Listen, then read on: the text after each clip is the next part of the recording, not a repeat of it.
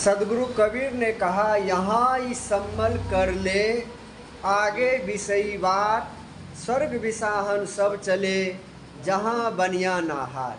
यहाँ ही सम्मल कर ले। यहाँ ही सम्मल का मतलब मनुष्य शरीर, यहाँ का मतलब मनुष्य शरीर।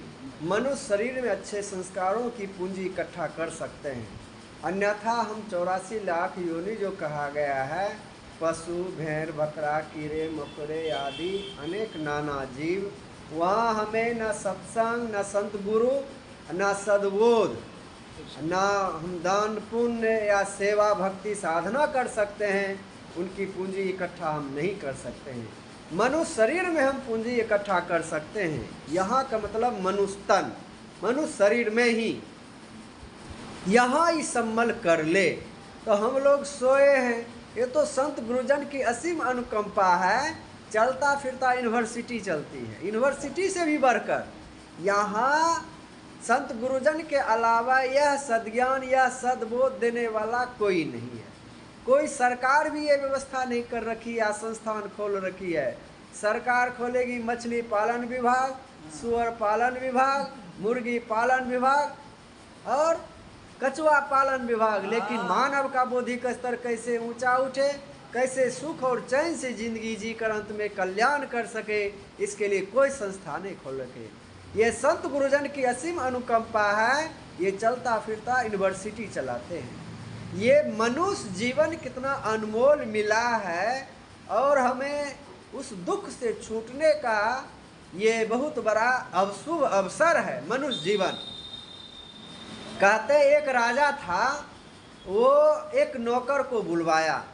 ऐसा नौकर जो महामूर्ख बेवकूफ़ था, वो दिमाग नाम का कोई चीज़ नहीं। महीनों दिन के बाद वो नौकर को लाया गया।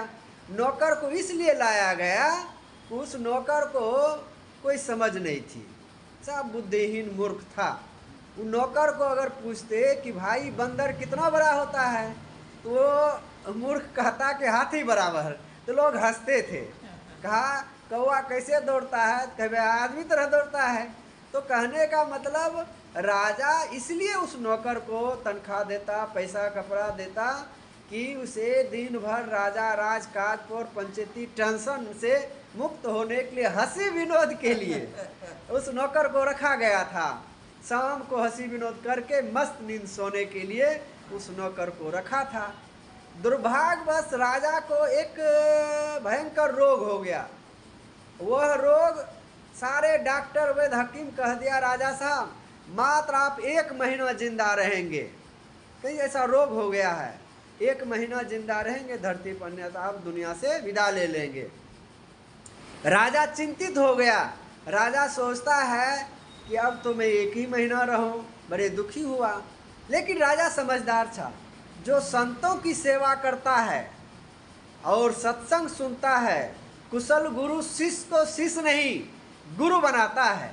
वो राजा समझदार था। कहा 1 ही महीना अगर जिंदा रहूंगा तो दुखी होकर क्यों मरूं, हंसते हंसते क्यों न मरूं।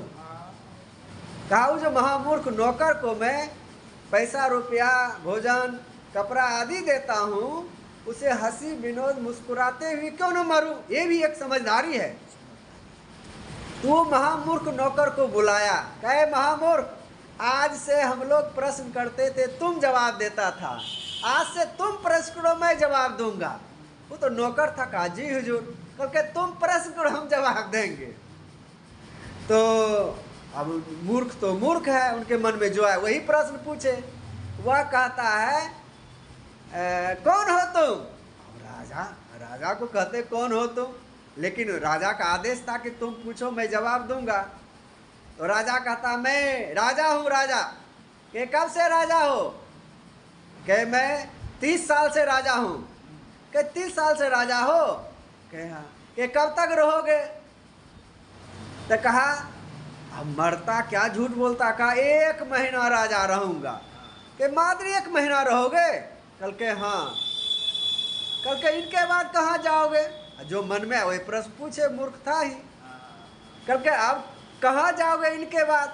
अब तो कुछ तो बताना पड़ेगा। कि भगवान के पास जाएंगे, भगवान के पास। कि भगवान के पास जाओगे, कब आओगे। अब तो राजा अचंभित। राजा साहब कहते हैं कि अब कभी नहीं आऊँगा, कभी नहीं आऊँगा।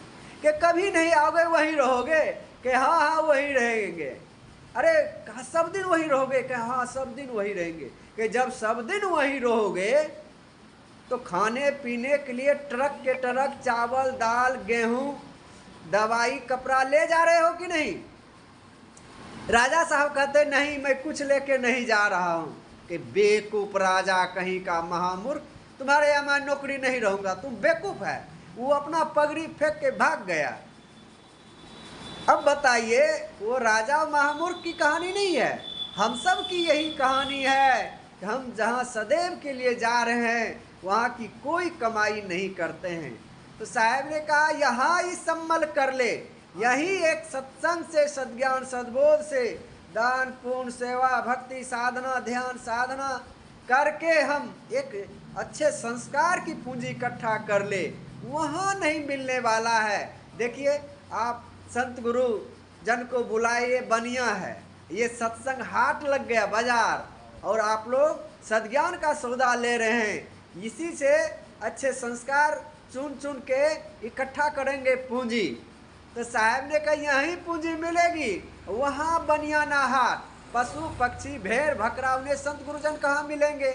और उन्हें ये सद्ज्ञान सद्बोध दान पुण्य करने का कहाँ न मन न वाणी अन्य प्राणी में कितना दुख है। इसलिए वहाँ न बनिया हाट, सब स्वर्ग चले स्वर्ग चले, लेकिन बिना सद्ज्ञान सद्बुद्धि के कहते हैं कि जो कि चाहत सुख दुख संग न छारा। चाहते तो सभी कोई सुख है, लेकिन दुख पीछा नहीं छोड़ा। यही सद्ज्ञान यही सद्बोध नहीं रहने के कारण से दुख पीछा नहीं छोड़ता है। इसलिए संत गुरुजन के संगत करना चाहिए और उनसे नाता जोड़ना चाहिए। कभी उनके पास जाना चाहिए, कभी उनको भी बुला के सब परिवार समाज को भी ज्ञान लाभ देने का काम करें। सबसे बड़ा पुण्य सत्संग यज्ञ कराना, ये सबसे बड़ा यज्ञ है। इसलिए सदगुरु कबीर ने कहा यहाँ ही सम्मल कर ले, आगे भी सही बात, स्वर्ग विसाहन सब चले, जहाँ बनियाना हाट। प्रबुद्धजन सज्जन देवियों तथा देवताओं, आप अच्छी समझ अच्छी स्केल से ही अच्छा कर्म अच्छे संस्कार की पूंजी इकट्ठा कर सकते हैं, अन्यथा संत गुरुजन के अलावे कोई सद्बोध देने वाला नहीं है। सदगुरु श्री विशाल साहब ने कहा संत सहायक जीव के संत ही पार लगाए, और अंसे कछु होय नहीं, जो भरम भूल भगाए। मैंने थोड़े सदगुरु कबीर साहब के साखी पर निवेदन किया, यहाँ ही सम्मल कर ले, आगे भी सही बात, स्वर्ग विसाहन सब चले, जहाँ बनियाना हाथ। साहेब बंदगी।